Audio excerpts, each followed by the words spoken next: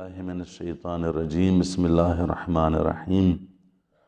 الحمدللہ رب العالمین بارئ الخلائق اجمعین وباعث الانبیاء والمرسلین الصلاة والسلام علی خیر خلقہ محمد اللہم صلی علی محمد وآل محمد وآلہ الطیبین الطاہرین المعصومین علی صحبہ المنتجبین۔ دوستان عزیز، رسول مطہر اسلام کی زندگی کا آغاز ہم نے کیا ہے، آہستہ آہستہ پڑھیں گے۔ ہم یہاں تک آئے تھے کہ رسول خدا کو مدینہ سے باہر بھیجا گیا، وہ بھی اس لیے تاکہ یہودیوں کے خطر سے بچ سکے۔ اس پر ہم نے مفصل گفتگو کی، البتہ بہت زیادہ اور بھی اس میں باتیں ہیں لیکن ضرورت نہیں ہے، یہ بھی آخری وہ میں عرض کر سکوں کہ حتیٰ جناب شیبہ، وہی عبد المطلب علیہ السلام جس کا نام شیبہ تھا، میں نے کل مفصل ہو کی ہے، جب مطلب جناب ہاشم کے بھائی اپنے ساتھ مکہ کی طرف لے جا رہے تھے تو یہودیوں نے اس پر حملہ کیا تھا، ان دونوں پر حملہ کیا تھا، لیکن یہ پھر کس طرح بچ گئے، وہ مفصل بات ہے کہ یہ پھر بچ گئے ان سے۔ یہودی ان کے کمین میں تھے کہ کس طرح ہو رسول خدا کی یہ نور خاموش ہو جائے، اور یہ ہماری اجارہ داری دنیا پر قائم رہے۔ اس وقت سے یہ ان کی صورتحال ہے۔ بہرحال وہ بات ہو گئی۔ 5 سال کے بعد رسول خدا کو واپس اپنے خانوادہ کے سپرد کر دیا گیا۔ تقریباً رسول خدا 6 سال کی عمر میں ان کی والدہ گرامی مدینہ کے لیے عازم سفر ہو گئی کہ اپنے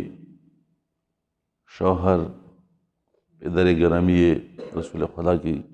قبر کی زیارت بھی کرے، اور وہاں پر رسول خدا کو بھی اپنے ماموں کے ساتھ ملائیں، اور یہ وہ کریں۔ جب وہاں چلے گئی، کچھ عرصہ گزارنے کے بعد واپس آنے میں ابوا ایک مقام ہے، وہاں پر رسول خدا کی والدہ گرامی بہت شدت سے مریض ہوتی ہیں اور وہیں پر اس دنیا سے رحلت فرماتی ہیں۔ اس واقعے کے بعد یقیناً رسول خدا بہت رنجیدہ خاطر ہو جاتے ہیں، لیکن اس کے ساتھ ساتھ ان کی مکمل پرورش اور مکمل زندگی جناب عبد المطلب علیہ السلام کے ساتھ گزرتی ہے۔ ساری زندگی کے جو مانوسیت ہیں وہ سب ان کے دادا جناب عبد المطلب علیہ السلام کے ساتھ ہو جاتی ہیں، اور وہ سرپرستی کامل، ان کا اٹھنا بیٹھنا سونا یہ سب کچھ جناب عبد المطلب علیہ السلام کے ساتھ وہ ہوتی ہیں۔ لیکن یہ بھی تقریباً 2 سال کے بعد، یعنی 8 سال کی عمر میں جناب عبد المطلب علیہ السلام کی موت واقع ہو جاتی ہے اور اس دنیا سے چلے جاتے ہیں، اور انہی کی وصیت کے مطابق پیغمبر خدا کو جناب ابو طالب علیہ السلام کے سپرد کیا جاتا ہے، چونکہ اس کے بعد قریش کی سعادت، مکہ کی سیادت وہ جناب ابو طالب علیہ السلام کو مل جاتی ہیں، اور جناب عبد المطلب علیہ السلام سفارش کرتے ہیں کہ ان کا بہت اپنے خیال رکھنا ہے۔ اور پھر تاریخ میں بھی ملتا ہے کہ جب رسول خدا ابو طالب علیہ السلام کی سرپرستی میں آ جاتا ہے تو اپنے بچوں سے بھی زیادہ خود ابو طالب علیہ السلام اور جناب بی بی فاطمہ بنت اسد سلام اللہ علیہ، امام علیہ السلام کے والد گرامی اور امام علیہ السلام کے والدہ گرامی، تاریخ میں یہ ہے کہ حتیٰ یہ دونوں فریقین میں ہے، میں نہیں کہ ایک اہل سنت برادران اور اہل تشیع برادران سب کے کتب میں ہے یہ کہ جناب ابو طالب اس وقت تک کھانا نہیں کھاتے تھے، یا حتیٰ بچوں کو کھانا نہیں دیتے جب تک رسول خدا دسترخوان پر حاضر نہ ہو جاتے، اور سب حاضر ہو جاتے، لیکن جناب ابو طالب فرماتے تھے وہ میرا بیٹا محمد کہاں ہے، پہلے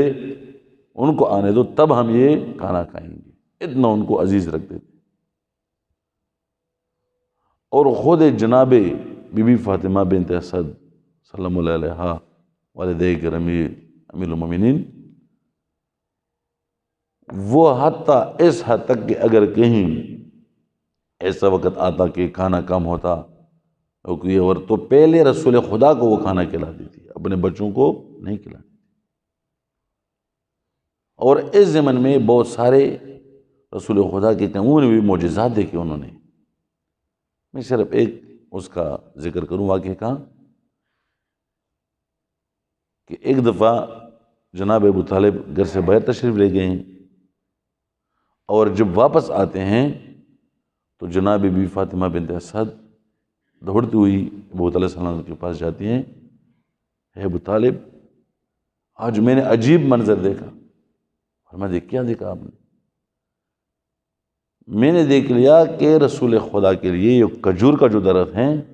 اس کی جو شاخیں ہیں وہ رسول خدا کے سامنے آ گئی اور ٹیڑھی ہو گئی،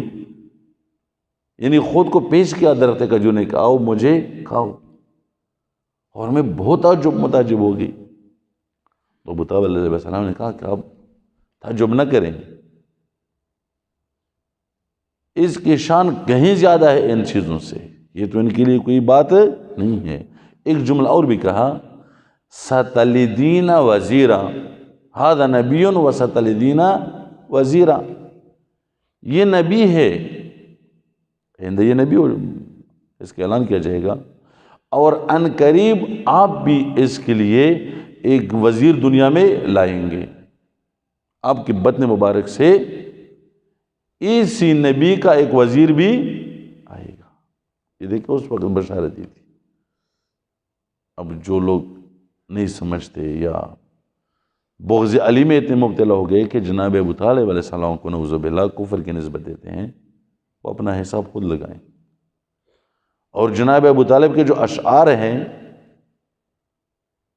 توحید سے بری ہوئی، توحید ناب خالص، اس زمانے میں کہ کوئی نبی نہیں تھا، کوئی اور وہ نہیں تھا، اس زمانے میں بھی ابو طالب علیہ السلام کے اشعار آپ دیکھیں تو یہ کوئی معمولی بات نہیں ہے۔ یا خود رسول خدا کی نکاح پڑھنا یہ کوئی معمولی بات تو نہیں ہے۔ ہم حاضر نہیں ہے کہ عام مسلمان کہ کسی مثلا سکھ، ہندو یا دیگر ایک غیر مسلم سے نکاح پڑھویں،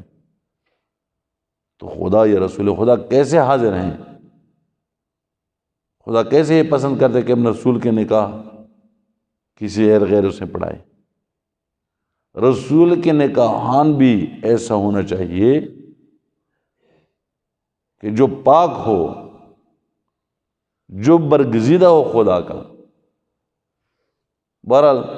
یہ واقعات ان کی زندگی میں رونما ہوئے، اور یہ 8 سال کے بعد جو سلسلہ تھا وہ مکمل جناب ابو طالب علیہ السلام کے پاس آتے ہیں۔ اور حتیٰ جب بی بی فاطمہ بنت اسد سلام اللہ علیہا اس دنیا سے رحلت فرماتی ہے تو رسول خدا بہت غمگین ہو جاتے ہیں، بہت روتے ہیں، بہت بیتابی کرتے ہیں، اور بار بار کہہ رہے ہیں کہ یہ میرے لیے میری ماں جیسی تھی، یہ میرے لیے میری ماں جیسی تھی۔ حتیٰ قبر جب ہوتا ہے تو پہلے خود سوتا ہے، اس میں کیا کرتے ہیں؟ جب قبر تیار کی جاتی ہیں پہلے رسول خدا خود جا کر اس میں سوتے ہیں، یعنی انتہائی حزن اور غم کے ساتھ فاطمہ بنت اسد کی تدفین و